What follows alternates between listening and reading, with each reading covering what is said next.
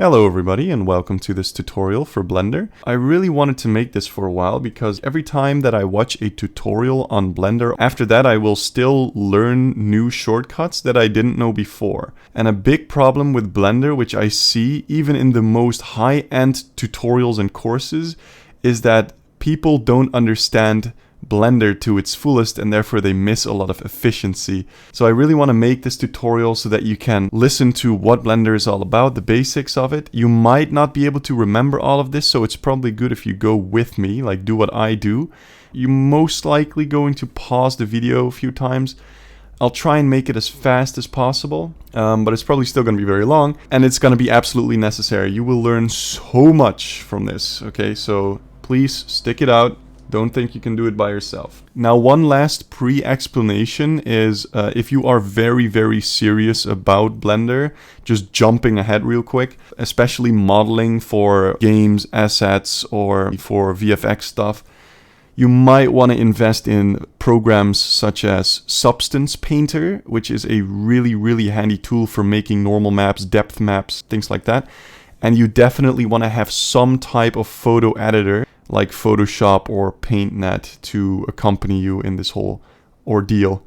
That said, let's go right into Blender. So here you go. I don't have the first startup screen anymore, but when you first start up Blender, you will be greeted with this. The best setting here is just to leave everything as is, but put the spacebar function on search and make the theme dark, which is nice on your eyes. If you have a previous Blender version, you can load the settings from there, but I truly advise against that right now. Just click on Save New Settings and start over fresh. This is going to be a multi-part tutorial, but we're going to go over everything, so just tap along. So click on that and then you'll be greeted with this. Next time when you start up Blender, you will get a splash screen. Let me see if I get it as well. Yeah, so you will get this, which at first caused a lot of confusion for me because it's like, what is all this? But it turns out that it's not really necessary. You can open like these different files, but you got tabs in the top here, as you can see. You got like sculpting, shading. So this is all just confusing. And recent files, you can open that from the file menu on the left here. So we're going to disable that real quick. Let's do that. Go to Edit, go to Preferences in the top, and then go to Interface. And the first thing we'll do is disable the splash screen. Okay, I'm going to leave it on because I might fuck up the tutorial. And if you have a really high resolution monitor, you might want to make things bigger in the HUD. You can do that with the resolution scale. So I'm just going to leave that on 1 and let's exit out of this. Now you'll be greeted with this entire HUD, which might be very confusing. So I'm going to briefly go over what you need to know. So here in the left top, you have these options. Pretty much every program has that. Then you have a lot of tabs, but we will only be using the layout. And you will be on layout for the majority of the time when you're blendering. Let's say that you select this cube first and then you go to sculpting. You can see now you get all these sculpting possibilities and you can like pull things out. And that's all nice. If you go to shading, you can see you get all these nodes and options that you will not understand.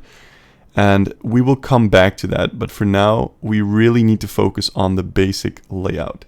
Now, next up is this big middle part here where you can see the block. This is called the 3D viewport or the canvas or whatever you want to call it. And this is where all the magic happens. Here you can see everything that is in your scene. And if you look on the right top, you have a list of everything that's in your scene as well. This is called the outliner, but you don't have to remember that. If you click on the light here, yeah, this is a light, or on the camera, you can see it also selects it in the outliner.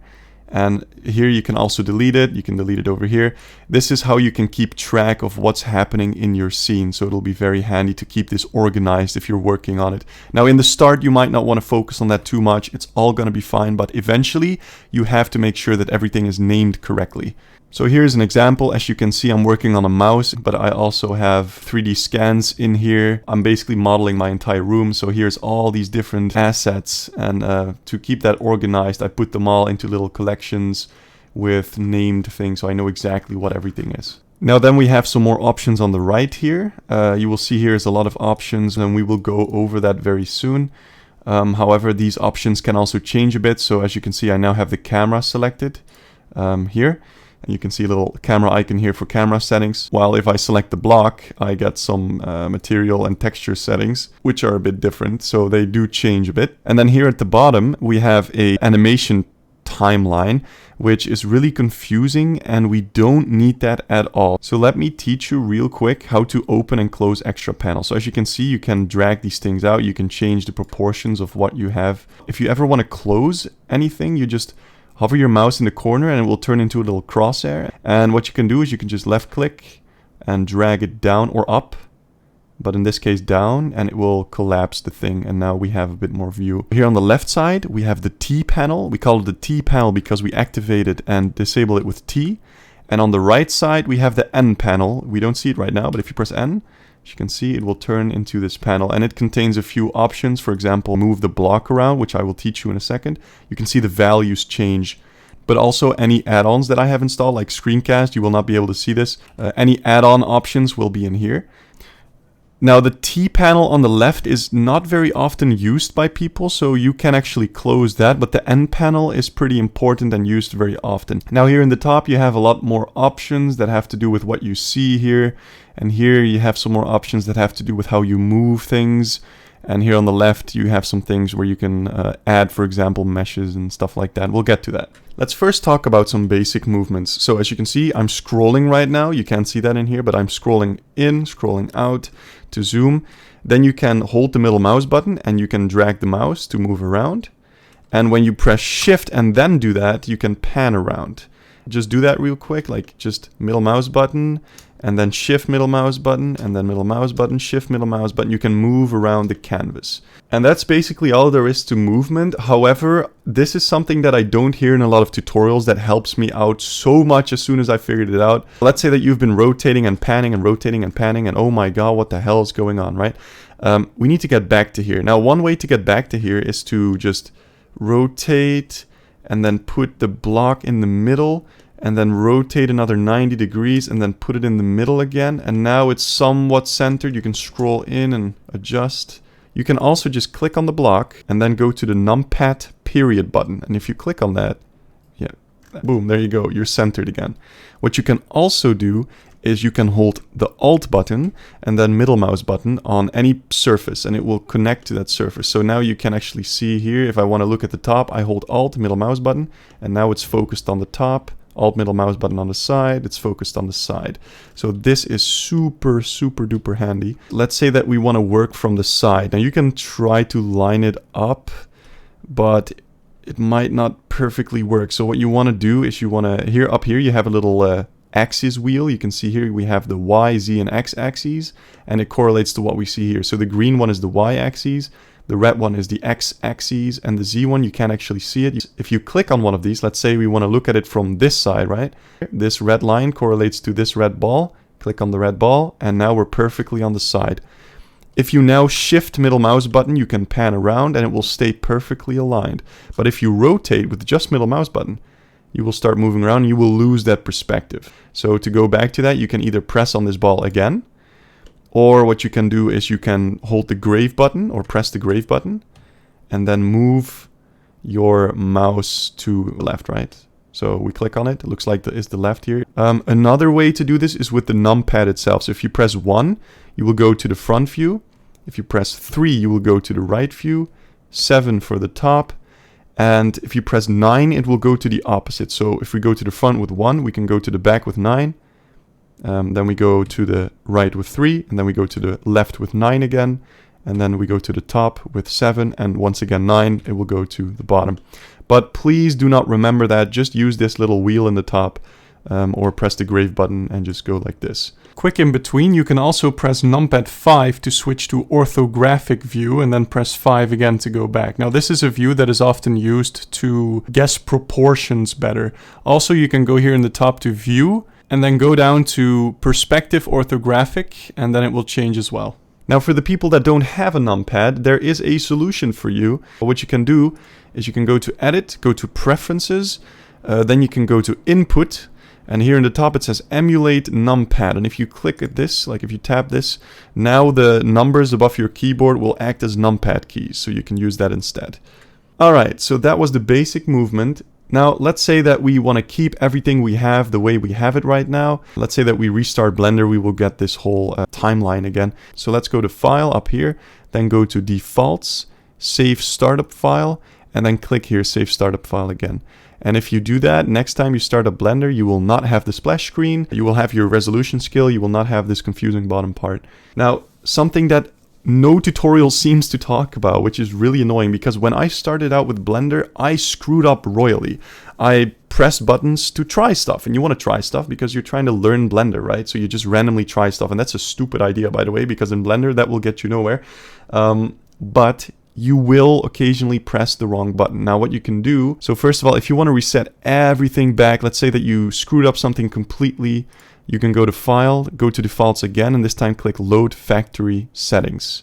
Yeah, so if we click on that, it will go and you will see the basic loadout of Blender. You can get rid of this thing again, you can go back to Preferences, go back to Interface, disable the splash screen again, and now you can go to the default and save the startup file, and boom, you're back to where we were, right? But let's say that you've been using Blender for a while and you don't really want to do that. What you can do is you can reset this layout tab in the top. So what you can do is right click it, then delete this, and then here on the plus sign, click on this, General Layout. And you cannot drag it, but you can right click it and then reorder to the front. And as you can see, there we go. We just only reset this little tab right here. And we have to get rid of this again. And the last thing you can do is just start a new Blender file. So you can just go to Blender, new, General, and it will just restart the file. And that will also solve a few problems. Now, if you are lucky, you can just undo whatever you did wrong. So let's say that you change a setting here. You might not be able to undo that because undo doesn't work on that. But if you change something in the canvas, for example, let's say that you scaled it, you rotated it, and then you scaled it, and whatever, and oh god, what am I doing? What am I doing? You can just undo it with Control and then Z, Control Z, Control Z. And if you press Control Shift Z, it will do it back, like it will redo it. So that brings us to part 2, the interface and the basic tools. So to refresh your mind real quick, if you press T, you open and close the T panel. If you press N, you open and close the N panel. If you want to open up a panel, you have to go to the corner here, and then you drag it up like this. But hey, wait, hold on a second. This is not what we had before, right? How do we get it back? Now, if you look here in the left top of each screen, there will be this editor button. If you click on that, you can choose between all these different sorts of editors. And in this case, we want to have the old one. So this is called the timeline. We click on that. And as you can see, that's the old one again. And we can open some more panels like that. And then we can click on this again. And this time we want to have a UV editor and we can see what the cube is made up of. But let's close all of this. Drag, boom.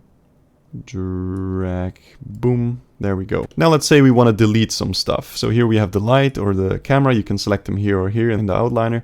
We can click on the camera. We can press delete. Then here we can press delete. Now we can also delete the cube, but then where is our cube? How do we bring it back? Now what you can do is here on the left top, you can click on add, which will give you this add menu. And these are all the things you can add into your canvas. Now if you go to mesh, which a mesh is basically just an item, an object, whatever, you can see there's a cube. And if we click on that, it adds the cube. However, in Blender, it is really important to know shortcuts, because you will see and you will find if you do Blender longer than a few weeks, you're going to start to walk into issues where you're not efficient enough. And it's very hard to remember all of them, but here you go. So instead of pressing add here, what you can do is you can delete the cube real quick, select it, delete.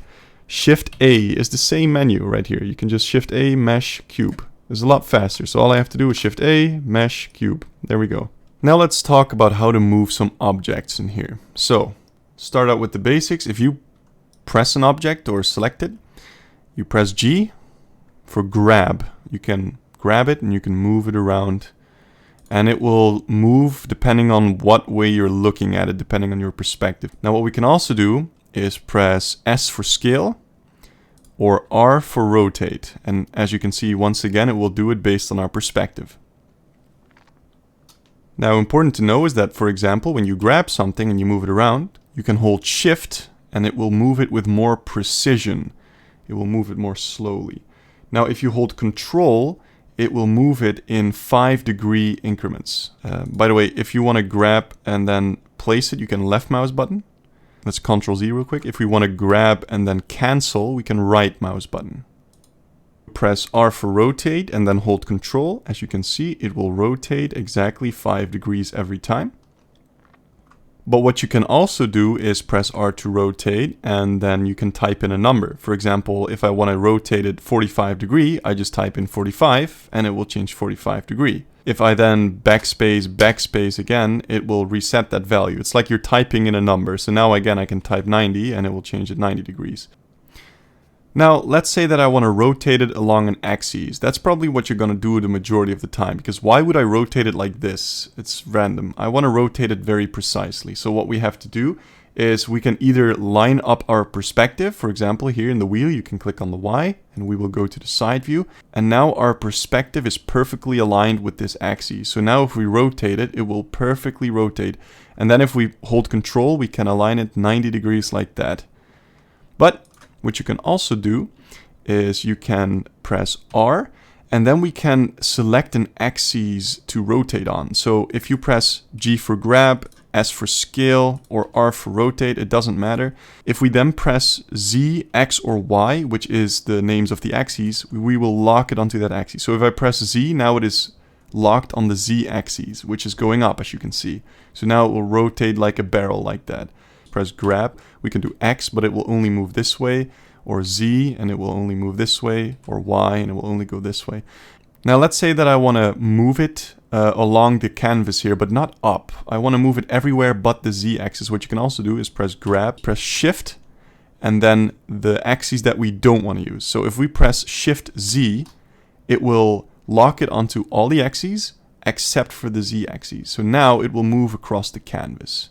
And let's press N for the N panel, grab it and move it somewhere else. As you can see, these values here changed. What you can do is you can also manually reset them here by pressing 0, enter, or you can just press backspace and it will reset the whole thing. Go to rotation, 45, and there we go. It rotated 45 degrees. We can also change it to -45, which will rotate it exactly the other way.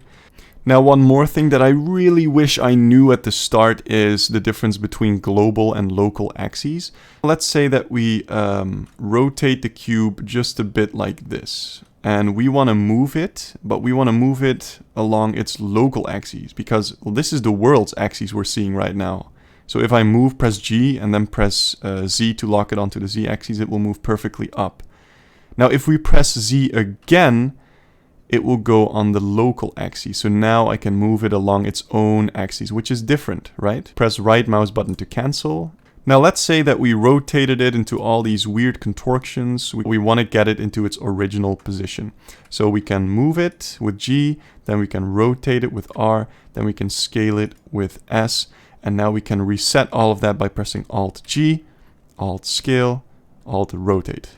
Now, two more important things that you need to know about are the things that you see in the middle of this block. So let's press the period on the numpad.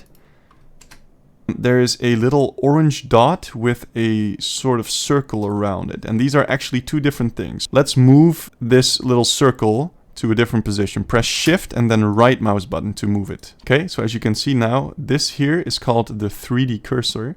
And the orange dot is called the origin point. So we have the origin point and the 3D cursor. So what are these used for?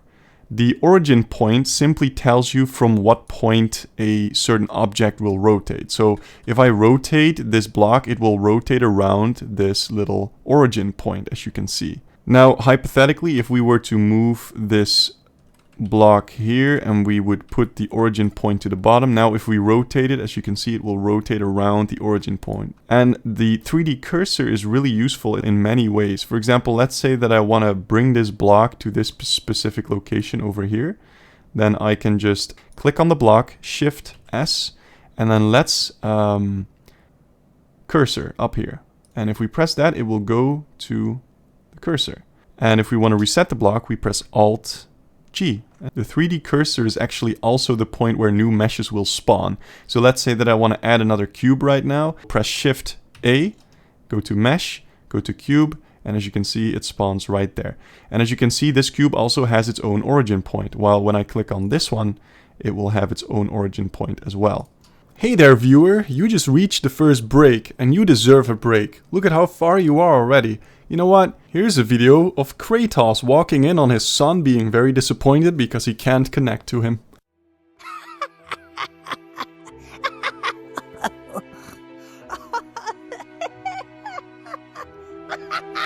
Now here's a picture of your mother because this is the woman you're doing it for.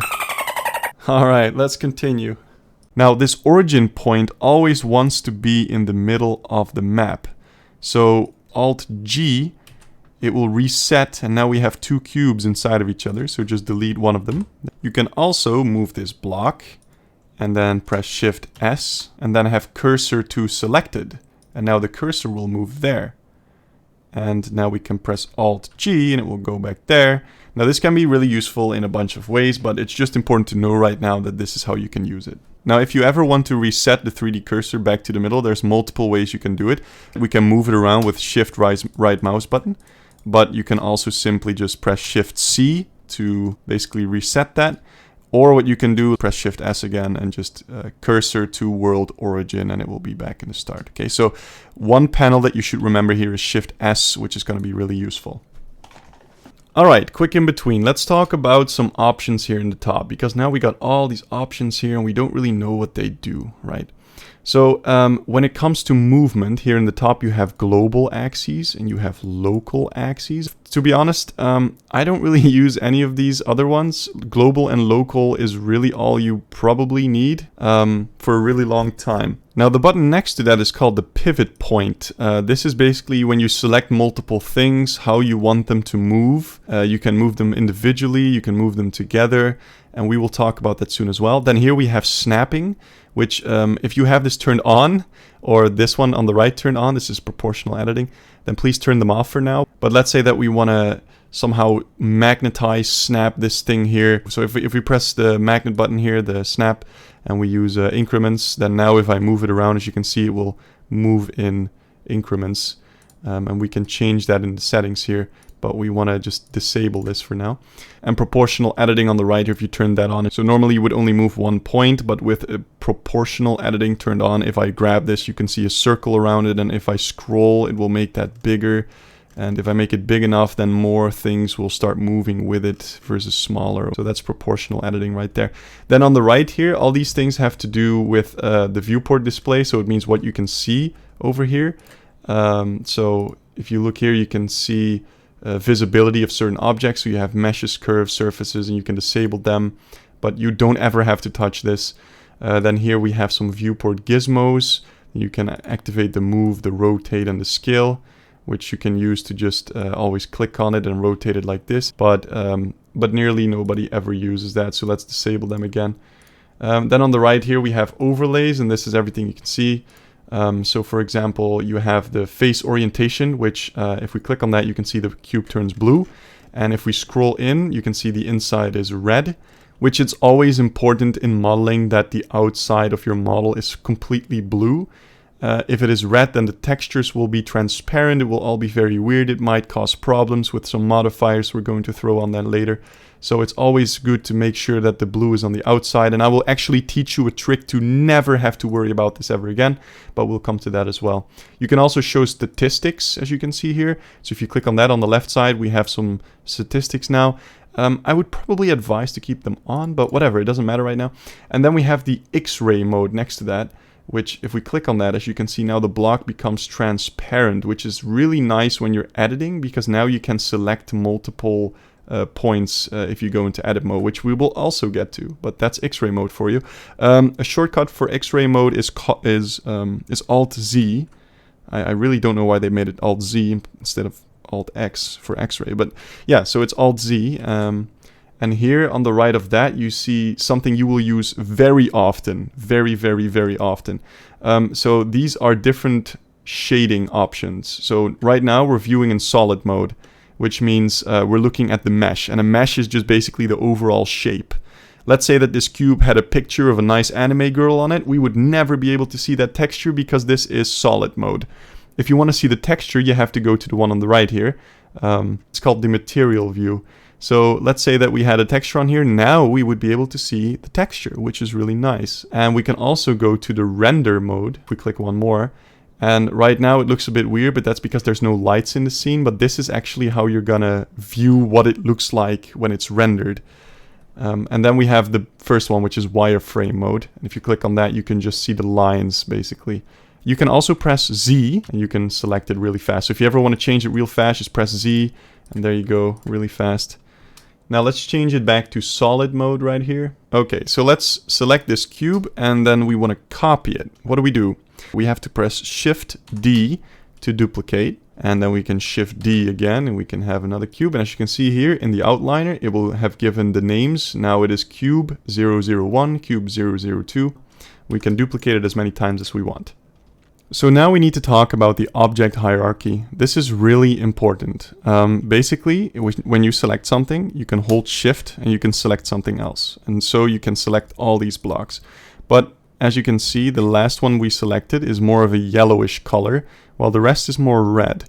And this means this is the last selected block. And it's sometimes very important which block you select last. So let's make the middle one the last selected by Shift clicking it again. And if we click it again, it will unselect it. But if we click it then again, it will reselect it. And this will be the last one we selected. And this is important because whenever you're doing an operation where you join these things together or whatever, the last block will be the block that you either copy the data from or that you will parent the blocks to. So let's show an example. Let's imagine real quick that this middle block is the wristband of a watch that we made. And all these other blocks are going to be parts, like the hands of the clock and all that stuff. What we can do is we can select all these blocks, so just select all of them. You can also just bulk select them like this, and then Shift click on the middle one to make it the last selected. And now we can parent them. So Control P, and then just click Object. Set parent to Object. And now they will all be linked to the last selected block. But when you parent something, it will respectfully keep all the blocks and their settings alone. However, now, let's say that we move the individual parts of the clock, we can rotate them, we can do all this weird stuff with them, and it will not do much. But if we move the wristband, it will move all of them, because this is the parent. You see, these are its children. Now, let's say that we want to unparent them, right? You can click on a block, and then press Alt-P, and then clear parent. And now, if we move the father again, or the mother, whatever, as you can see, he's got less children now, right? So let's select all of them, press Alt-P, and there we go, no more parents. So now I'm going to do something that you don't have to do real quick. I'm going to just change this block around a bit like this. Let's say that we want all these blocks to be like this one. We can select all of them and then Shift click. Oh, it's already selected here. You see it's yellow. And then we can press Control L for linking specific data. We can link materials, which is like the textures, the animations that are on it. In this case, we want to link the object data. So now we have changed all these blocks permanently into that shape because we copied all the data from it. Let's quickly delete all of these. Press Shift A, place in a new cube, and let's press Shift D for duplicate. And let's just make that same thing again, right? So now let's say that we want to make this all into a single mesh, or like a single object, sorry. What we can do is we can click on all of them again, select whichever one you want to be last, and then press Ctrl J, which is the last thing I'm going to tell you about. So now, no matter what I click, they're all part of the same object. See, there's no more individual things. They're all just one big object made of different meshes, but they're all one object. Now, Blender is really difficult because what sort of operation you apply is sometimes a lot more complex than you think. For example, you would say, oh, nice, we just pressed Ctrl J, so now we joined them. If we want to unjoin them, we just got to press Alt J, and then you see it doesn't do anything. And that is because this is now one big object. You're not selecting any cube anymore, so it doesn't know which object you want to separate. See, so sometimes Blender can be very confusing, but we're going to go there. So just forget all about that last part. Just delete all these cubes and add a new one with Shift A and then a cube. Now let's once again duplicate it. Let's say you have a really busy canvas right here, right? All these other blocks might actually be in the way of what you want to do, or maybe you want to just get rid of this block temporarily. You can press H to hide, and you can do this with anything you like. So you can just hide everything here, boom, boom, boom. It will not be gone, it will just be hidden. And if you now want to work on it, it's going to be a lot more easy. But how do we get it back? Well, we press Alt H, and now all the things are back again. What you can also do is you can press on this cube here, and you can do Control I to invert selection. And now we have everything selected except for this block here. And then when we press H for hide, as you can see, we only have this block over here. And then we can press Alt H to unhide everything again. Now what you can also do is you can isolate an object. So let's say that I want to work on this object. Let's click on it. And then what we can do is we can press the either normal or numpad / button. And if you click on that, now it has isolated this object. And if we press it again, so let's go / again, it will unhide everything. This is actually a better way. This is actually a button that I will map to my thumb button because I'm using this all the time. And it helps a huge deal when you're moving around in Blender. Let's say that we hide a bunch of these things over here. Press H. Now these 3 are not hidden and these 4 are hidden. You can see on the right here, there's a little eye icon. And these eyes are closed and these ones are open. So if we click on these, it will unhide them and hide them. You can also do it that way. Now, to keep this whole thing clean like we talked about before, what is important is that you name all these things. And you can do this by double-clicking real fast and then typing, I want this to be the stupid cube, and I want this one here. But that's difficult, right? Because what is this? So you want to rename this one, you click on this one, and then here it lights up. But let's say that you have a crap ton of things in there. You're like, how do you do that? Okay, so what you can do is you can just press F2. F2. And then we can name it Fun Cube, all right? And then it will change automatically. So you never have to do any effort, just press F2, lol. There we go, we renamed it to lol, but it's not very clear, so lol cube is better. Okay, now let's say that this was all part of a clock. And now we're gonna start working on something else. So we make a cube. Let's scale it, press Z, and only scale it on the Z axis. And then we wanna scale it like much bigger. And then we want to grab it, and then we want to grab and press Z to move it down a bit. There we go. Now we're working on the floor. It's really confusing if I have a watch with all these parts in the same list here as the floor and everything that has to do with that. And to keep it a bit better organized, you can make new collections. So we quickly press H to hide the floor. Then we can select all these clock objects. You can also press Alt-Z for X-ray mode, and you can select all of them better. Alt-Z again to get out of it. And then what you can do is you can press M, and then New Collection, and you can call this the watch, and press OK. And now, as you can see, all of these meshes, all of these objects, are put into the watch collection, while this collection is going to be containing the floor, which is now hidden. So let's unhide it with Alt-H. And these other cubes, I'm not sure what these are. Just gonna delete that. And what is this? Also no clue where that came from. There we go. So now we have them divided, which is pretty nicely. Now if we want to delete a whole collection, if you press delete, it will not delete everything that's inside of it. So if we press Ctrl-Z, if we right click the collection and then click delete hierarchy, it will delete the whole thing with everything in it. Let's Ctrl-Z and get them back real quick. If you want to move a cube to a different collection, you can literally just click it on the outliner and just drag it up. There we go, boom. Now if you want to remove something from a collection, you can literally just click on it and drag it down all the way. And now it will be out of it. So that's a lot of scene collection stuff. Let's just delete all of that and just add a new cube. Now let's say that we have multiple collections. So we do Shift D, click, Shift D, click, Shift D, click. And let's add all of these to their own collection real quick. So we call this one A, press M, we call this one B, this one M, we call this one C, and this one M, and we call this one D. Now we have collection A, B, C, and D. What we can do here is we can literally press 1 if you don't have emulate numpad on, and it will only show the first collection, which will be A. You can press 2, 3, or 4, and it will show different collections while hiding the other one. You can also hold Shift and then 1, 2, 3, and 4, and it will toggle between them, so you can activate collections, which could be really nice. Now once again, let's get rid of all these things. Now a few of them are hidden, so we just press Alt-H. Oh, that doesn't seem to work because we hit the entire collection, which you cannot hide or unhide with H. What we have to do here is we have to click on the eyes manually. So there we go. Select all of it and just delete the crap out of it. There we go. We still have the collection, so we're gonna press delete again.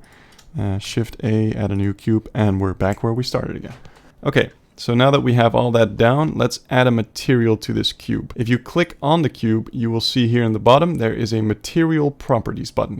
If you click on that, here you can add a new material, and you can give it a name by double clicking on this and saying, I don't know, block. Now, the difference between a material and a texture is something that confused me for quite a while. A material can contain a texture. There's more than just an image that comes to texturing something. It has to do with the properties of the block itself. For example, what we can do right now, here you can see there's all these properties on the right side. These are all the material properties. And only one of them is the base color. We can click on that and we can change it to, for example, blue. And the reason that you don't see it right now is because we are in solid mode up here, you see. So what you can do is you can press Z and then go to the material view, or you can click up here. And as you can see, the color is now blue. If we go to the base color here, we can click on it, we can make it green, we can make it anything we like. But sometimes we want to put a picture on it, right? So I'll give you a heads up, just a quick boost forward. If you click on this little icon right here next to the base color, you can click on that. You get this whole menu, you go to image texture, and now you can actually open a texture. So you can click on open, you can go to pictures, green night. Let's just take a random picture. Now you can see we have a texture of a green night on our cube, which makes absolutely zero sense because we haven't explained to the program how we want this picture to wrap around the cube yet. And that is called UV editing, which you can see there's a tab for that up here. And after that, you can focus on the texture paint and the shading, and there's a lot that goes into that right there, but we'll get to that later. So what we can do is we can adjust more settings here. So we have the specular, for example. If we put this down all the way to 0, you can see there's something changing. You can see it's getting a glossy or non-glossy look. So let's put it pretty low. You can put the roughness lower as well. And if you put the roughness almost on 0, you can see it turns into this very shiny cube. Now, when it comes to texturing and materials, there's a lot of things you need to know about to prevent confusion. I'm actually going to make a part on this because, goddamn, most programs like Unity, for example, game engines, they really don't like it when you use more than a few materials for game characters. So it's best if you put all the information into one material. However, I can make this thing really shiny, or I can make it really non-shiny. And what I want to have is I want to have a character that is shiny and non-shiny based on different parts. But for that to happen, you will also need a normal map, a specular map, a roughness map, metallic map, and all of that is a bit complex. So we'll come to that later. So let's just scroll up and remove this material real quick by clicking on the minus sign here. If you click on new, you can see you can click on the +1 and you can have more materials on one block, and you can reorder them. So you can put this material down, but let's just remove all of them and just get out of here for now. Go back to the solid view. Hello, this is another break. You have deserved it. It's important to take breaks, so here's another video.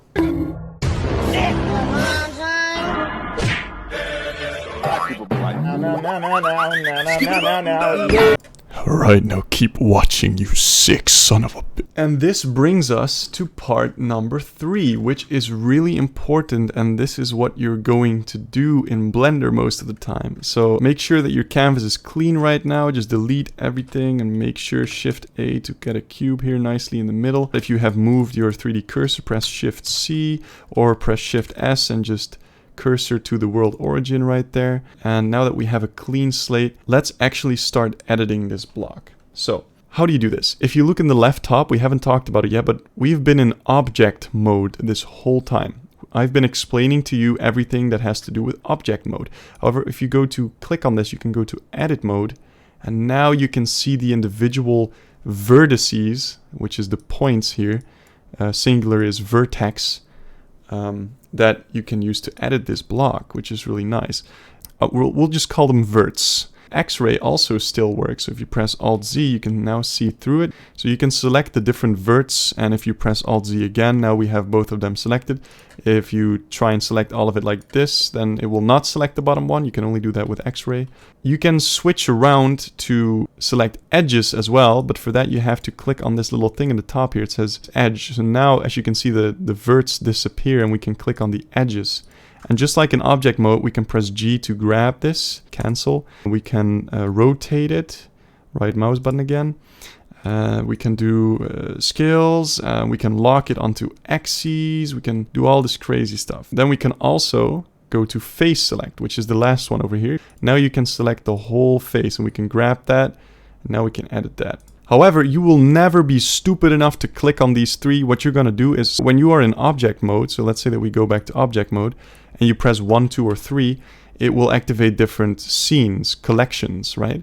However, if you are in edit mode, and you press 1, 2, or 3, it will switch between verts, edges, and faces select. So now if we press 1, we go back to vertices. So if we select all these 4 right here, just shift click, shift click, shift click. We now selected 4 verts.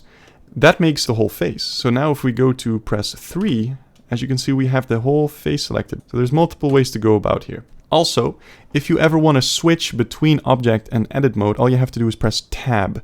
So if you press tab, we will go back to object mode. And if we press tab again, it will go back to edit mode. Tab will always switch between edit mode and the last mode that you used. So let's say that we use a mode that we're not even going to use. Let's say we go to weight paint right now, right? We press tab, it goes to edit mode, and then back to weight paint mode. So let's go to object. There we go. And now it will switch between edit and object. So it's always between edit and another mode right there. All you need to remember is press tab to go into object, press tab to go to edit. If you ever want to select the whole piece, all you have to do is press A.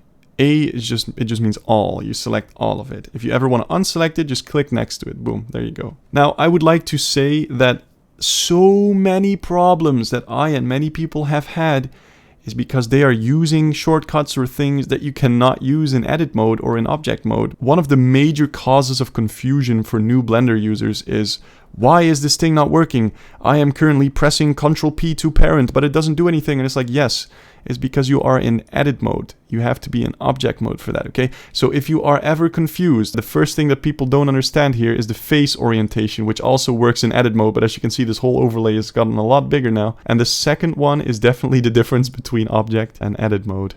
And the third one is probably going to be the modifiers, which we will get to later. So anyway, make sure that you are in edit mode and play around with the things for a bit. So you can move them like this, you can move them up, you can press Alt-Z, or here in the top you can click and then you can see through it and just move it around a bit. Fantastic. Alrighty, Roo, we've made a retarded cube. That's pretty nice. Also, you will notice that resetting things with Alt-G doesn't work here. If you move these things, you're pretty much set. So you need to Ctrl-Z to get back out of this. And let's talk about moving verts. So let's select this vertice right here. Now, if we want to rotate that, that's not going to work, because how do you rotate an infinitesimally small point? You can't do that. What you can do is you can select 2 of them and then rotate. But let's just select 1 of them. Press G. And we can move it. We can also lock it on top of an axis, or we can Shift Z to lock it onto 2 axes. Right mouse button to cancel. Let's say that we want to slide this vertice towards that vertice. There's 2 ways you can do that. You can press G, and then you can lock it on top. If you look in the top here, you can see that the green line here is the Y. So you can click G, Y for the Y axis. And now you can move it like this. Now another way you can do that, you can press G to grab and then press G again. And it will slide it across the edge. So if you go to the other side now, it will lock onto that. Or when you go back into the bottom, it will lock onto the bottom one. This is super nice. See here in the top, only in edit mode, there is this thing called auto merge vertices in the top. If you click on that, now if I move this thing close enough to that vertex, it will merge with it. Oh, so this is a mistake that I just made that you might want to learn from. So you're working in 2D software, but it's 3D as well, right? So I press G, I move it to there. See, it looks now like it's on top of it, but it doesn't merge. Why? Because it's not even close. Ctrl Z to go back. If we press G and then G again, and then move it into there, it will merge now with that little thing. And now it's just 1 vertex. If you do not have this selected, this auto merge, if I G and then G again and then slide it all the way over there, now we're going to have a problem, because now we have 2 verts inside of each other, and that will create a bunch of problems. Which one am I selecting? I don't even know. So what you can do as well to merge them afterwards is you can enable X-ray mode with Alt-Z, select both of them, and after you've done that, you can press M, which is merge, and then merge by distance. If you press merge at center, they will merge in the middle. And now they are, as you can see, if they're 1 vertex. So let's Ctrl Z real quick. Ctrl Z, Z, Z. So if I click on these 2 and I click on M for merge, merge at center, they will come to the middle point between them. Let's Ctrl Z back again. Here's another thing you can do. If you have two vertices inside of each other, or you have a very complex mesh and you don't know what to do, you can also just select the whole mesh in edit mode, go to mesh up here, go to cleanup and click on merge by distance, and it will merge all the vertices that are inside of each other somewhat. As you can see, removed one vertices. So now this is also merged. Now another thing you might want to do is extrude stuff. Say we want to drag a line from here. Let's select these two actually, two verts. And I click E for extrude. Now I can draw a new set of those. I can press E again and you will extrude them again and extrude them again. Now we made this weird, very crooked shape. So let's Ctrl Z that back. If we want to do this straight, you can change your perspective again. So you can press here on the Y one, and now we have a perfect view on the side. So now if we press extrude, as you can see, we move it perfectly like this, and it will not be crooked. The downside of this, when you're on the side, now it looks like you're working with one vertex, right? But you're actually working with two vertexes. So you need to make sure that you are in X-ray mode, and then to make sure you select both of them, you have to drag select them. Shift, drag, select, like that. Because if we go to the side view and we click on it instead, and we try to extrude it again, it looks like everything is fine. But because we only selected one, there is no face. It's just this one. We're just extruding vertices. So what do you take home from this? You can press E to extrude. Let's Ctrl Z real quick. There we go. And sometimes you need to be a bit careful. Instead of extruding it with E like this and E again, you can control right mouse button and it will extrude it to where your mouse is. It is still kind of crooked. So let's Ctrl Z again and let's go to the side view. This is actually the back view. You can see that here in the top, back view. If you now click on Control right mouse button, as you can see, it extrudes it perfectly without being crooked. Now what we can do is we can select all these vertices over here and we can press E and then we can lock it onto the Y-axis and then we can perfectly move it this way. And you can also click on 3 to select faces. Currently we have X-ray mode turned on, so let's turn that off with Alt Z, and we can select a face and we can press E to extrude it out, and then we can go to the side view to make sure it's not crooked, rotate it, press E again, rotate it, press E again, rotate it, E again, rotate it, E again. There we go. So now we made this shape. As you can see here, this is not connected. This is very sloppy. So what we can do, let's connect all the things. So first you can see there's edges everywhere. We got an edge here, an edge here, an edge here. So this thing is missing an edge and we need this edge to make it a face, right? So now we can select this and then click on the other one, and then we press F to fill. If we actually want to fill this up with a face, what we can do is we can select these two as well so that we make it a full square, and then press F, and as you can see now it is filled in, it is beautifully connected. Now this is not important for you, but since this part here is still a bit crooked, what we can do is we can select this whole part. We can press Alt Z to go into that mode, and then just select the whole side here. And we can press scale and then only scale it on the Y-axis and then press 0 and then it will even everything out and it will be nicely straight. Okay, now let's abandon this and let's make a table real quick. Delete this and Shift A and new cube. So press period on the numpad to zoom in on it, and we're going to scale this first to make it the base. Scale Z, we make it very small. Go into edit mode. Press 3 to select a face, press extrude, and we're going to pull it up a bit, and then left mouse button. Then we're going to scale again, we're going to make it smaller, like this. Alright, there we go. Press E again, it will automatically lock it into its own axis, like this. Left click, and then we're going to extrude it again. Put it a bit higher, left click to confirm, and then make it a lot bigger, like that. And in fact, this is going to be the table base. Confirm it. And then I'm going to S, and I'm going to lock it onto the red axis, which is X. And we're going to make it a bit wider, like this. And now we have an infinitesimally thin fucking corner. We don't want that. So press E again, extrude. There we go. That looks a lot better. And now we're going to extrude it again. Scale. Go in, like this far, and because it's not a perfect square, as you can see, the sides are not perfect because it always tries to center it. So now we're going to press scale again and lock it onto the x-axis again and try and even out those sides. And then we're going to press extrude, but instead of moving it up, we're going to move it down a bit. If you go back to object mode with tab, we can see we have created a table. Isn't that fantastic? A very simple but effective table. Now let's say that we want to make this table a bit more beautiful. Let's talk about selection. Go to edit mode. Let's press 2 so that we can select edges. If you click on this one edge, it just selects the edge. But if you click Alt and then an edge, it will try to connect the whole thing in a loop. So if I click this middle part here with Alt, guess what it will do? It will go around the whole thing. And that way I can immediately select all of it, okay? But I want to do it in a barrel roll sort of way. Then I need to press Control Alt, and it will not select the edge loop, but the edge ring. Now it will select all these corners, you see? And this is why it's important in Blender to work with squares overall. You see how everything on this table is basically a square?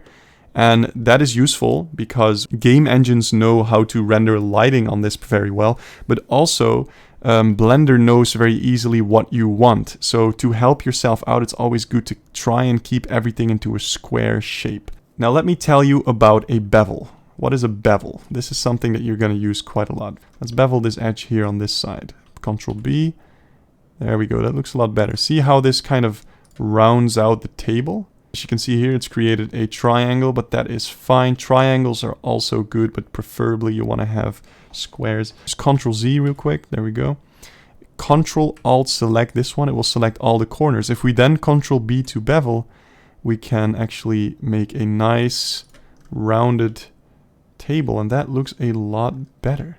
Now we automatically see that there is a tiny bit of a problem here. We got this thing over here, which I want to fix. So let's select this one, go to here, select this one, switch it around, select this one, pan, select this one, and let's scale that down like that to get rid of the little artifact we had.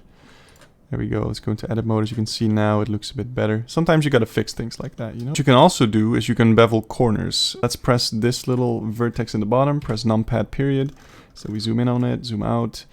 Now if you press Ctrl B, nothing will happen because it cannot bevel a single point. So what I figured out is that if you press Ctrl Shift B, you can actually bevel a single point. So if we select Alt and then this point, it will go the whole loop. So if we then press Ctrl Shift B, it will do every single point at once. And as you can see, we have created some nice shading for this little stand right here. Now what's also important to know, if you want to select some vertices, you can also press B for box select if you ever lose that function. You can press W to switch between circle select and lasso.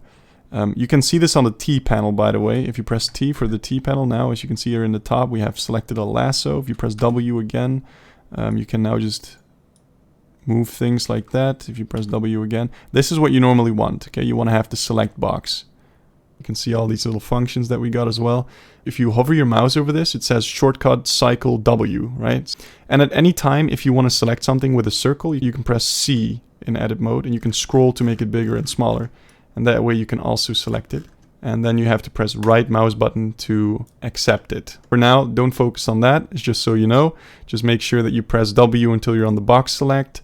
And then make sure that you can select things like this, because that's going to be what you're going to be using the majority of the time.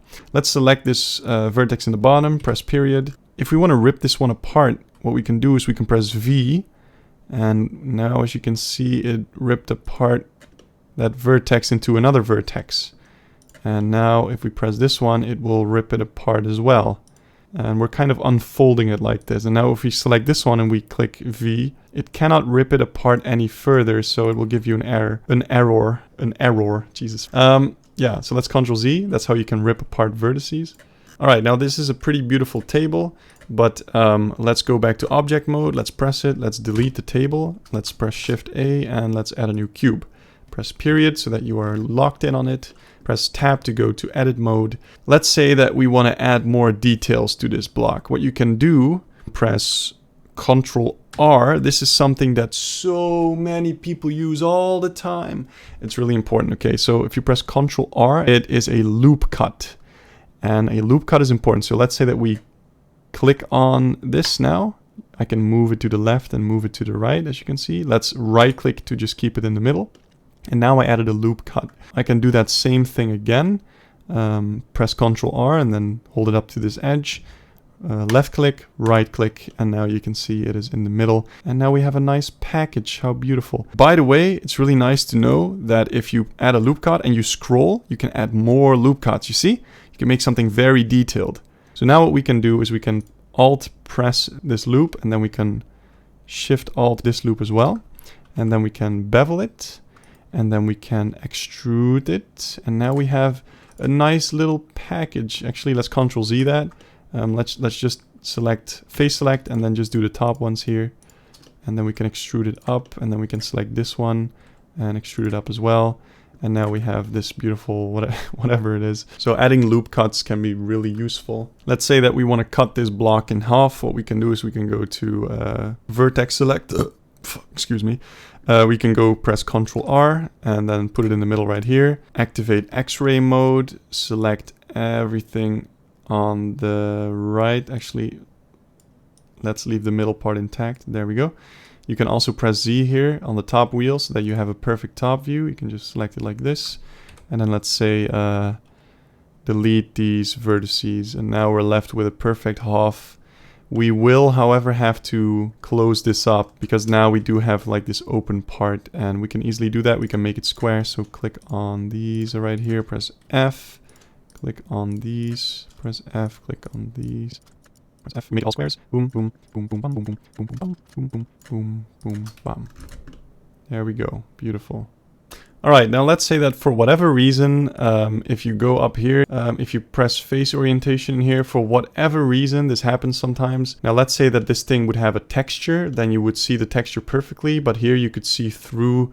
You might have this issue that this one face is like this. And what you want to do, you can go to edit mode. Oh, you have to go to edit mode to select it, and open the normals panel. And you can do that with Alt N for normals. And now you can flip the selected thing, flip, and boom, there we go. It's fixed. No more problems. Now what you can also do is you can just go to edit mode, press A to select it all, and then press Shift N to just recalculate the normals, and the program will try to make sense of it and try to make it better by itself. Okay, quick in between selection 101. So let's add some loop cuts. Press left mouse button to select something, Shift just like usual to add more things. Click it again to remove them with Shift. If you press Control and then left click, it will draw the shortest path there. You can also press it on this and then on the other side. Boom, there we go. Shortest path possible. Very nice. Let's go to Edge Select real quick. Now, if you press Alt and then click on something, it will try to loop all the way around it. While if you press Control Alt, it will try to ring all the way around it like this. Alright, now let's say that we're in edit mode, and let's go to vertex select. Let's press A to select it all, and let's duplicate it using Shift D. Now we have two different things, but if we go back to object mode, as you can see, they are part of the same object. It's almost as if we joined these two together using Ctrl J for join. Using Alt J doesn't work on this. You can't separate them because they're now one thing. So what can you do? Press on this object, go to edit mode, and now you can select them separately. One way to do it is to go to X-ray mode and then just select the whole box. And there you go, you got it selected. But an easier way to do this, and something you definitely want to remember, is if you press L, you will select the local mesh. So, boom, there we go. We pressed L. And even though if we go to object mode, this is one thing, this is one object. If we click on L, and then we can press P to separate that selection. And now it has made its own cube. So if we go to object mode, now they are separated again, and it knows the difference again.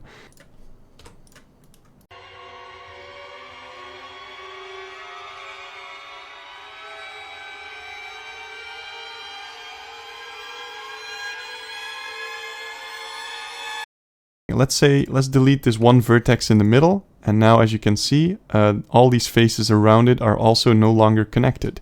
Let's say that we want to fill this up. Logically, you could press all these things individually, but you can also, like we did before, press Alt and then click on a vertex, and it will select the whole loop. So now that we did that, we can press F and fill it. Now this might seem like a good solution. We got a, you know, we got a square. It looks great. However, we violated some of the Blender rules. This is not connected, as you can see. So now the problem is if we start to move this around, the shading doesn't really know what to do because there's no lines that are drawn here. It needs to connect everything to each other. Select this vertex, and then press F. And then we can press this one, and then press F. But now there's another problem. Because now that we select them like this, there's no vertex in the middle. They're basically not connected to each other. Right? As you can see that this is some really weird stuff. This is why you always got to be careful with how you work in Blender when it comes to connecting things. The best way to go about this is to Ctrl-Z, Z, or just delete the face. What you want to do is connect this with this. Okay, this is super stupid. I literally just had to call a friend because I didn't know how to fix this. So in this case, what we can do is we can select all of them. And we can press not F for fill, but Control F to bring up the menu here. And then you can click Grid Fill. And Grid Fill is something that often does its job pretty well. But as you can see, this is not what we want. And then in the bottom here, you get these options. You can get them once. You can change the numbers here. See, now it does this. But that's still not good. Offset doesn't seem... Oh, wait. Okay, never mind. That completely fucking fixed it. So grid fill, there you go. Grid fill is a pretty good thing to do that with. Another thing you can do, select all these faces in the bottom, then Shift D to duplicate, and then move them on the Z axis, move them up. And what you can do here on the right, you can enable auto merge vertices. And then you can basically just move it close so that they merge together. Yep, there we go. So now we also fixed it. What you can also do, and this is the way that I would probably fix it here. Select these two, press F to make an edge between them. And then you can loop cut with Ctrl R. You remember we did loop cuts? Like you can loop cut this middle part. And now you can actually connect these and you can connect these. There you go. Hey everybody, this is me from the future. I forgot to explain the knife tool, which the knife tool you can select it with K. As you can see, we get a little knife. And it can make cuts over faces only. So we cannot draw a line from here straight to here. As you can see, we'll try to draw more lines. So just press right mouse button to cancel that. It will make cuts over the faces to get there. So let's Ctrl Z. So now we have to Alt select the whole loop. Press F to get this cursed thing. And then we can press K. And we can click. Click again. Right mouse button to cancel. Click. Click again, right mouse button to cancel, and we fixed it. You need to press enter to confirm it now. If you press escape, you will lose all your progress, okay? You can also access the tool here in the bottom by clicking on knife in edit mode, and then you have to click back on the selection box here to go back to the selection box. But I prefer to just use K. Lastly, if you want to put the knife tool in the middle, you can hold shift and it will lock onto the middle of the edges. And then you can click on it, and now you can also lock it onto an axis with Y, X, or Z. And there we go, now we can make a perfect line in the middle like that. Now we have to press enter again to confirm it, and that's how you use the knife tool. You still now don't have the faces. I guess we're just gonna have to select them like this, this, this, and this. Press F, and do that on all sides. Hey guys, it might be cool to know that you can also dissolve edges. Instead of deleting them outright, you can press X or delete, and then you can click dissolve edges so that you can remove the edges instead of deleting everything. Okay, I've been editing this video for 3 evenings. Alright, I can't take this anymore. What do you want me to do? You want another break? Is that what you want? You want me to juggle? You want me to juggle balls like a fucking clown? Huh? Is that what you want? And is this what you guys want? No! No, let me go! Let me go, I don't wanna... I told you about 3 things that confuse people, okay? I told you about the face orientation. I told you about object mode and edit mode. I told you about the modifiers, which I have not taught you what they are yet. And now there's one more thing, I would say is the 4th most major thing that causes confusion and problems in Blender. And that is applying the transformations. Now, what is that? So, like we said before, if we move this cube and we rotate this cube, and we stretch this cube, whatever, you know, we do all the stuff with this cube, and he doesn't like it, but we're doing it to him anyway. Okay, what we can do is we can reset that to its default values, right? And we do that with Alt-G, Alt-R, Alt-S, all that stuff. But let's say that you want to apply the transformations. You want to make something else the new default. So let's say that this block is now going to be a table. Boom. Let's say that we want to make a new default because this thing is actually a prop in my map and I want it to be always on the side. Yeah, I want this to be the default so that whenever I reset this, it's going to go back to this. What I can do is I can press Ctrl-A to apply things. We can apply its rotation, its scale and location, but we can also apply all of it. And when we do that, what you will see, let's say that we move it a bit to the side here. Take note of this little origin point, the orange ball. If we press Ctrl-A and apply all the transforms, that little ball will go to the center of the map. And now this will be its new default state. So now let's say that I bring it back up. There. So now it's in the middle. But now if we press Alt-G, R, and S, it's going to be exactly where it was before. And the reason that this causes a lot of confusion in Blender is because sometimes you transform something when you're, for example, modeling something, and you forget to apply the position when you change it. And then afterwards you're going to put on a modifier. Let's just do something real quick. Subdivision surface, right? Now we gave it a lot more detail. It might not work correctly because we forgot to apply the transformations. And sometimes you need to apply transformations for a modifier to correctly work. Ctrl-A and then apply all the transform. Now let's say that you want to make this thing stand up again. What you can do is you can go to the side view here and you can rotate it like this, and then you go to the other side and you go to rotate it like this. And so what we do, apply the transforms again. And now this will be the new default. Oh, looks like it's a bit scuffed here. So we can go to the top view and rotate it like that and then apply the transforms again. Right now, whenever we rotated something up to this point, it was from our perspective or on an axis, and it was always rotating from its origin point, which is right here. If you apply all transforms, it will always put the origin point back in the middle of the canvas right here. What you can do is you can go here in the top to Object, Set Origin, and you can click on Origin to Center of Mass, like right there. And now it will calculate what the middle is, and now you can rotate it like this. Now let's say that we reset the position with Alt-G, it will try and bring that origin point to the middle of the map, you see? So now we have to drag it back up again. Now let's say that we want to rotate it around the 3D cursor instead. Once again, Shift-C to reset that thing, or Shift-right-click to move it. What we can do is we can go here to the pivot point. Remember, I set this in the very beginning, and you can click on the 3D cursor here, and now it will pivot around the 3D cursor. So we can move the 3D cursor, and it will now for always move around it. What we can also do, so let's say that we have multiple of these. Shift-D to duplicate. Let's move it to the right. Shift-D to duplicate, and let's move it to the left with x-axis. There we go. Now we have 3 of these. Let's say that we want to scale these. So we press S. Now we have selected the 3D cursor. So let's say that I put the 3D cursor pivot point right here, and I now scale, it will scale towards that. If I change this to the bounding box center, it will kind of calculate the middle of all my selections, and it will scale it towards the middle. Individual origins, as you can see, every little object, every mesh has its own origin. So now it will actually individually scale to its own origin points. And you don't really have to worry about the median or the active element because you're not really going to use that a lot. Now let's delete these 2 over here. Now if we go and enable snapping, let me just make a floor real quick. So Shift-A, Mesh, Cube. It spawned here, Alt-G.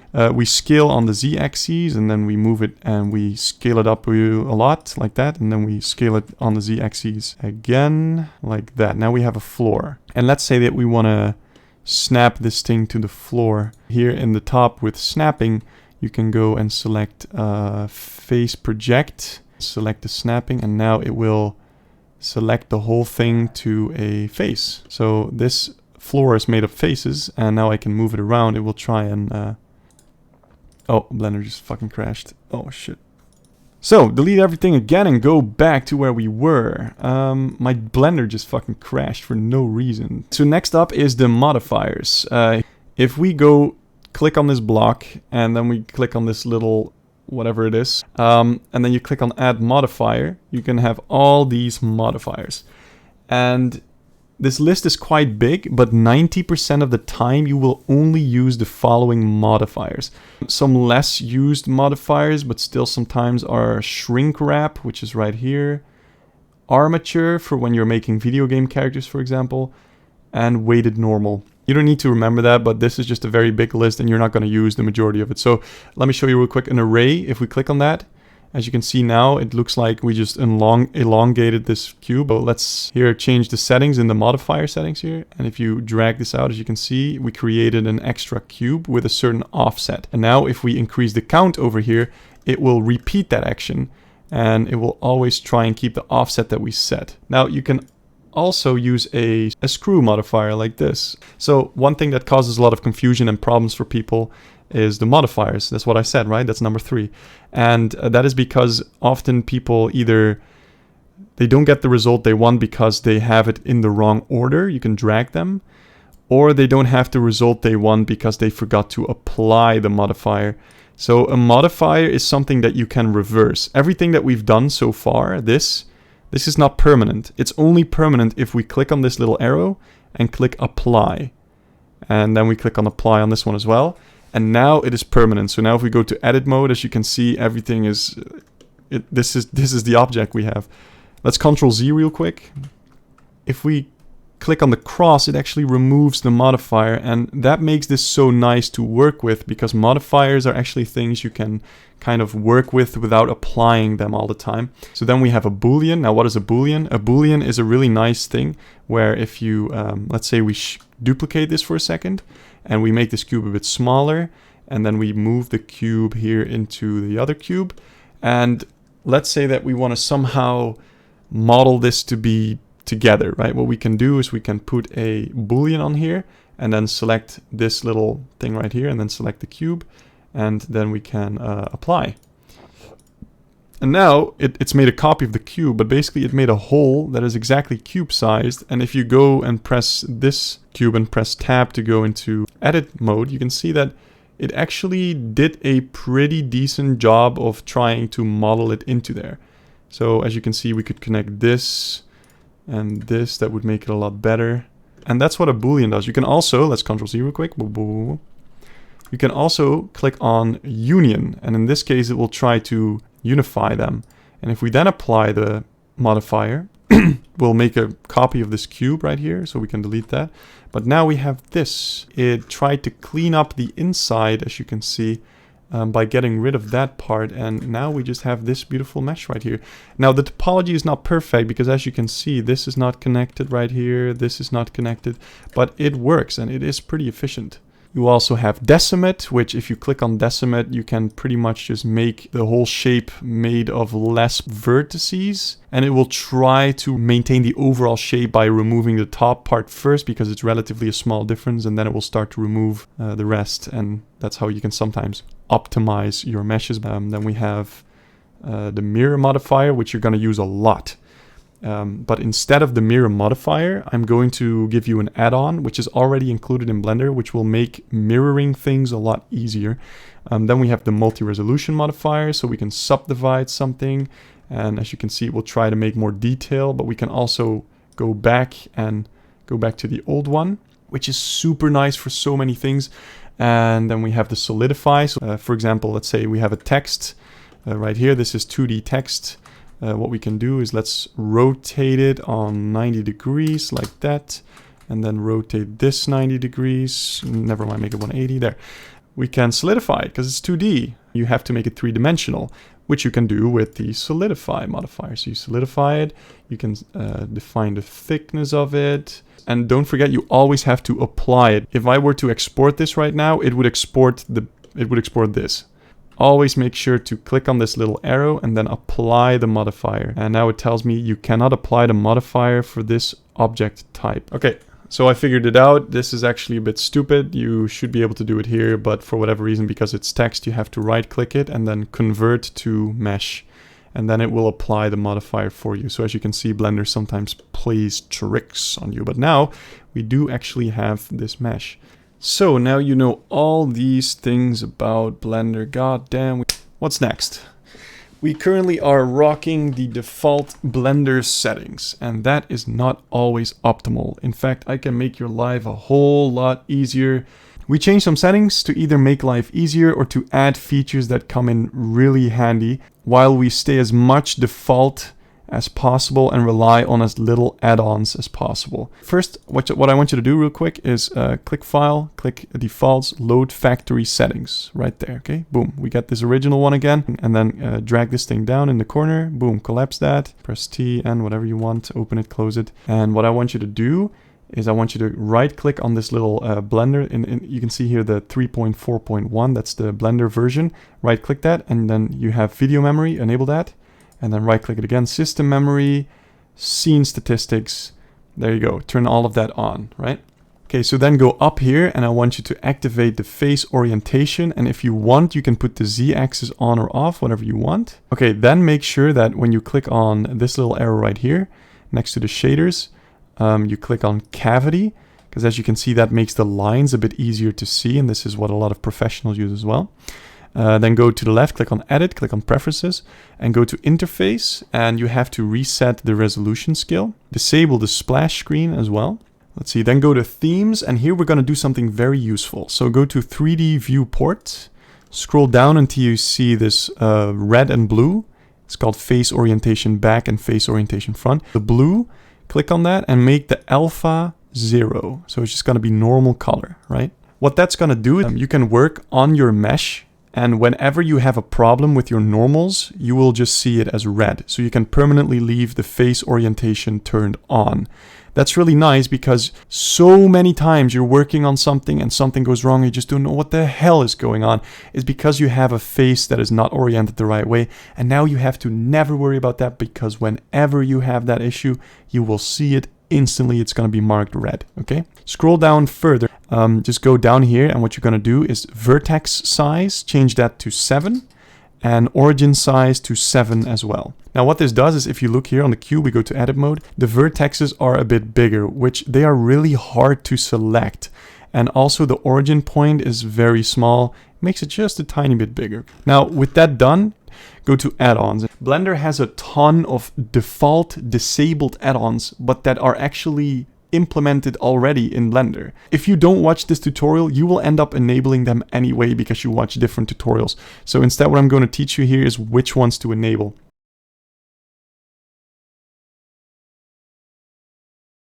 So first you're going to type in extra, and here you see curve and mesh extra objects. Turn them on. It's always nice to have some extra objects. As you can see now, we have a bunch of extra things. Curves, we have a lot of extra curves. So the next one is going to be material, and then click material library. Type in copy, and here you have copy attributes menu. It's going to be really handy later on when you want to copy shit. Type in auto, and then you see auto mirror, and this is going to be the nicest thing ever. You're going to be able to mirror things instantly. That real quick so you can see. If you press N, you can open the N panel, and now we will have edit, and then here you have auto mirror. You want to work with mirrors a lot when you're developing because it saves you half of the time. So normally what you would have to do is you would have to go to edit mode, add a loop cut, then delete this right here, delete the vertices, and now you can go to modifiers. You can add a mirror modifier, and it's going to be on the y-axis. But now when you move this side, it moves the other side as well. Oh, as you can see, there is a... Oh, we have the X here. X is turned on as well. We only want to have the Y. So now whenever we move something here, it will happen on that side as well, right? But we had to do all that work, and we don't like work. So delete this thing again, Shift A, put a cube in there. And now what we're going to do is we're just going to click on the Y-axis and click auto mirror. And it does it for you. There you go. You don't have to split it in half. As long as it's located in the middle of the canvas, it will just split the whole thing for you. And it will still be showing up in the modifier section here. So just click this away, and now you can see if you want to get the old cube back, that's going to be a problem. But you can just do Ctrl-C, I guess. So that's pretty nice. Let's go back. The next one we are going to activate is Edit Mesh Tools. This one here. This is going to be really nice. F2, type in that. Mesh F2, activate that as well. Loop Tools, and this is the one that's going to save your goddamn career right there. So Loop Tools, turn that on. Node Wrangler. Now there's absolutely no node tutorial that's not going to advise you to get the Node Wrangler. We got the Bool tool, which is once again this thing. If you go to edit mode here, let's say that we move these around like blah blah blah, skibbity boop bop, boom. Now what we can do is here at Loop Tools and Mesh Tools, like here we can relax them and it will make it more into a circle, space them out equally, like click on that. Back to settings, screw the cube. That's the ones that you always want to have turned on. Now these next ones, I put them in there because you might want to consider turning them on, but they're not necessary. Which the first one is ANT with dots in the middle, which ANT landscape actually allows you to place landscapes and to edit them in an easier way when you want to make a big, well, landscape, obviously. Then we got scatter objects. Let's say that you have a grass asset and you want to spread it out over a specific part of the ground. You can use scatter objects to scatter that. Then we got a carver, which carver is... it's a really nice add-on. It allows you to cut things into specific shapes. Then you have Rigify. Rigify is actually for rigging, and rigging is creating virtual bones for example, characters, so that you can make them ragdoll and move and animate them. So Rigify will help you rig them, but you can also use other things that I would talk about later. Then we have... just type in print, you can see here 3D print toolbox. Now why would you want this? Because this add-on actually allows you to clean up your topologies, make it very smooth and good, which is nice, especially for 3D printing. And then we have IVGen, which IVGen is an add-on that allows you to generate ivy. So it's for plants, but it's not very advanced. I would say leave them off unless you're interested in them. Now you can download external add-ons as well. Then put the add-on zip file somewhere you won't lose them. I personally have a Blender folder in my documents, and you can click on install here in the top, and then you can look for them here, for example Blender add-ons, and you can see here are my add-ons. You just click on them, you click on install add-on, and then it will be installed.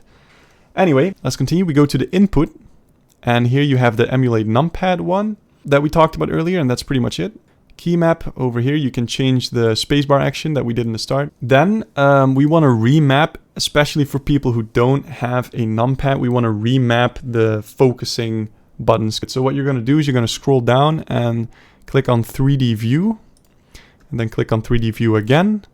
And then here we change the local view from slash to your thumb button, the one that is in the front of your mouse. Then go down, and here you have frame selected, and change the numpad period one to the other thumb button. And now we can just press the thumb button and it will focus on it.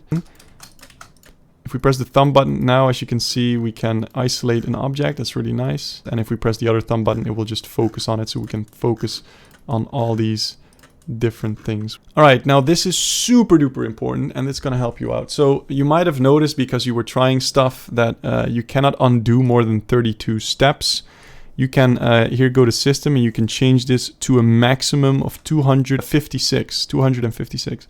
This will also cost you more RAM or memory. So that's why we also activated in the bottom all these things, so you can see what your VRAM is like. Depending on your setup, you might not want to put it on 256 because it's going to have to use the RAM for that. Then here in the top, select optics, and then select your video card. And this is really important, because when we go to render view, if you're going to render things, it's going to use your video card. It's going to be way faster and doing a better job. You really want to put this on optics or CUDA.